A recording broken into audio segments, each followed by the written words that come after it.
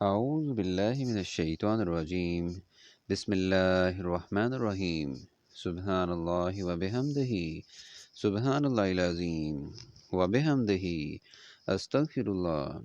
وإلهكم إله واحد لا إله إلا الرحمن الرحيم. اللهم صل على محمد وعلى آل محمد كما صليت على إبراهيم وعلى آل إبراهيم إنك حميد مجيد. اللهم بارك على محمد وعلى آل محمد كما باركت على إبراهيم وعلى آل إبراهيم إنك حميد مجيد. رب اشرح لي صدري ويسر لي أمري واحلل عقدة من لساني يفقهوا قولي. السلام علیکم ورحمۃ اللہ وبرکاتہ۔ سورہ سجدہ کا ترجمہ بیان کیا جا رہا ہے، آیت نمبر 1 سے لے کر آیت نمبر 30 تک۔ شروع اللہ کے نام سے جو بڑا مہربان نہایت رحم والا ہے۔ الف لام میم۔ اس میں کچھ شک نہیں کہ اس کتاب کا نازل کیا جانا تمام جہان کے پروردگار کی طرف سے ہے۔ کیا یہ لوگ یہ کہتے ہیں کہ پیغمبر نے اس کو از خود بنا لیا ہے؟ نہیں، بلکہ وہ تمہارے پروردگار کی طرف سے برحق ہے، تاکہ تم ان لوگوں کو ہدایت کرو جن کے پاس تم سے پہلے کوئی ہدایت کرنے والا نہیں آیا، تاکہ یہ رستے پر چلیں۔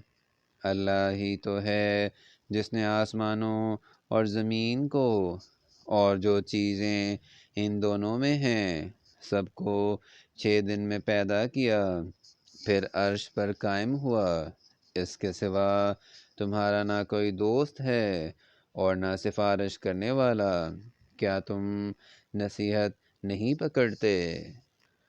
وہی آسمان سے زمین تک کے ہر کام کا انتظام کرتا ہے، پھر وہ ایک روز جس کی مقدار تمہارے شمار کے مطابق 1000 برس ہوگی، اس کی طرف صعود اور رجوع کرے گا۔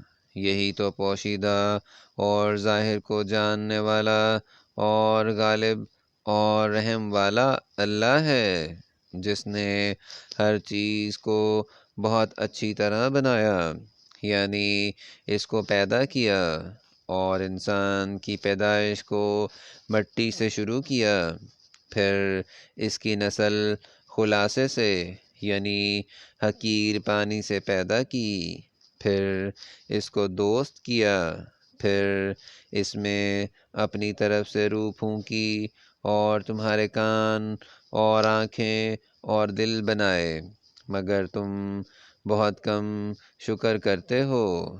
اور کہنے لگے کہ جب ہم زمین میں ملیا میٹ ہو جائیں گے تو کیا از سر نو پیدا ہوں گے؟ حقیقت یہ ہے کہ یہ لوگ اپنے پروردگار کے سامنے جانے ہی کے قائل نہیں۔ کہہ دو کہ موت کا فرشتہ جو تم پر مقرر کیا گیا ہے تمہاری روحیں قبض کر لیتا ہے، پھر تم اپنے پروردگار کی طرف لوٹائے جاؤ گے، اور تم تعجب کرو جب دیکھو کہ گناہ گار اپنے پروردگار کے سامنے سر جھکائے ہوں گے اور کہیں گے کہ اے ہمارے پروردگار، ہم نے دیکھ لیا اور سن لیا، تو ہم کو دنیا میں واپس بھیج دے کہ نیک عمل کریں، بے شک ہم یقین کرنے والے ہیں۔ اور اگر ہم چاہتے تو ہر شخص کو ہدایت دے دیتے، لیکن میری طرف سے یہ بات قرار پا چکی ہے کہ میں دوزخ کو جنوں اور انسانوں سب سے بھر دوں گا، سو اب آگ کے مزے چکھو، اس لیے کہ تم نے اس دن کے آنے کو بھلا رکھا تھا۔ آج ہم بھی تمہیں بھلا دیں گے، اور جو کام تم کرتے تھے ان کی سزا میں ہمیشہ کے عذاب کے مزے چکھتے رہو۔ ہماری آیتوں پر تو وہی لوگ ایمان لاتے ہیں کہ جب ان کو ان سے نصیحت کی جاتی ہے تو سجدے میں گر پڑتے اور اپنے پروردگار کی تعریف کے ساتھ تسبیح کرتے ہیں اور غرور نہیں کرتے۔ ان کے پہلو بچھونوں سے الگ رہتے ہیں اور وہ اپنے پروردگار کو خوف اور امید سے پکارتے اور جو مال ہم نے ان کو دیا ہے اس میں سے خرچ کرتے ہیں۔ کوئی متنفس نہیں جانتا کہ ان کے لیے کیسی آنکھوں کی ٹھنڈک چھپا کر رکھی گئی ہے۔ یہ ان اعمال کا صلہ ہے جو وہ کرتے تھے۔ بھلا جو مومن ہو وہ اس شخص کی طرح ہو سکتا ہے جو نافرمان ہو؟ دونوں برابر نہیں ہو سکتے۔ جو لوگ ایمان لائے اور نیک عمل کرتے رہے ان کے رہنے کے لیے باغ ہیں۔ یہ مہمانی ان کاموں کی جزا ہے جو وہ کرتے تھے۔ اور جنہوں نے نافرمانی کی ان کے رہنے کے لیے دوزخ ہے۔ جب چاہیں گے کہ اس میں سے نکل جائیں تو اس میں لوٹا دیے جائیں گے اور ان سے کہا جائے گا کہ جس دوزخ کے عذاب کو تم جھوٹ سمجھتے تھے اس کے مزے چکھو، اور ہم ان کو قیامت کے بڑے عذاب کے سوا عذاب دنیا کا بھی مزہ چکھائیں گے، شاید ہماری طرف لوٹ آئیں۔ اور اس شخص سے بڑھ کر ظالم کون جس کو اس کے پروردگار کی آیتوں سے نصیحت کی جائے تو وہ ان سے منہ پھیر لے۔ ہم گناہ گاروں سے ضرور بدلہ لینے والے ہیں، اور ہم نے موسیٰ علیہ السلام کو کتاب دی تو تم ان کے ملنے سے شک میں نہ ہونا، اور ہم نے اس کتاب کو یا موسیٰ علیہ السلام کو بنی اسرائیل کے لیے ذریعہ ہدایت بنایا، اور ان میں سے ہم نے پیشوا بنائے تھے جو ہمارے حکم سے ہدایت کیا کرتے تھے جب وہ صبر کرتے تھے اور وہ ہماری آیتوں پر یقین رکھتے تھے۔ بلا شبہ تمہارا پروردگار ان میں جن باتوں میں وہ اختلاف کرتے تھے قیامت کے روز فیصلہ کرے گا۔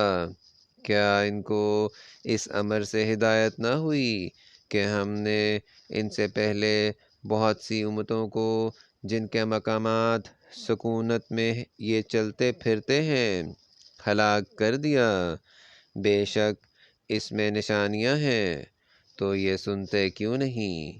کیا انہوں نے نہیں دیکھا کہ ہم بنجر زمین کی طرف پانی روا کرتے ہیں، پھر اس سے کھیتی پیدا کرتے ہیں جس میں سے ان کے چوپائے بھی کھاتے ہیں اور وہ بھی کھاتے ہیں، تو یہ دیکھتے کیوں نہیں؟ اور کہتے ہیں اگر تم سچے ہو تو یہ فیصلہ کب ہوگا؟ کہہ دو کہ فیصلے کے دن کافروں کو ان کا ایمان لانا کچھ بھی فائدہ نہ دے گا اور نہ ان کو مہلت دی جائے گی، تو ان سے منہ پھیر لو اور انتظار کرو۔ یہ بھی انتظار کر رہے ہیں۔ یہاں تک سورہ سجدہ کا ترجمہ آیت نمبر 30 تک بیان کر دیا گیا ہے۔ اگر اس میں سے کوئی غلطی ہو جائے تو ہم اللہ تعالیٰ سے معافی چاہتے ہیں، اور دعا ہے کہ اللہ تعالیٰ ہماری ہدایت فرمائے۔ آمین یا رب العالمین۔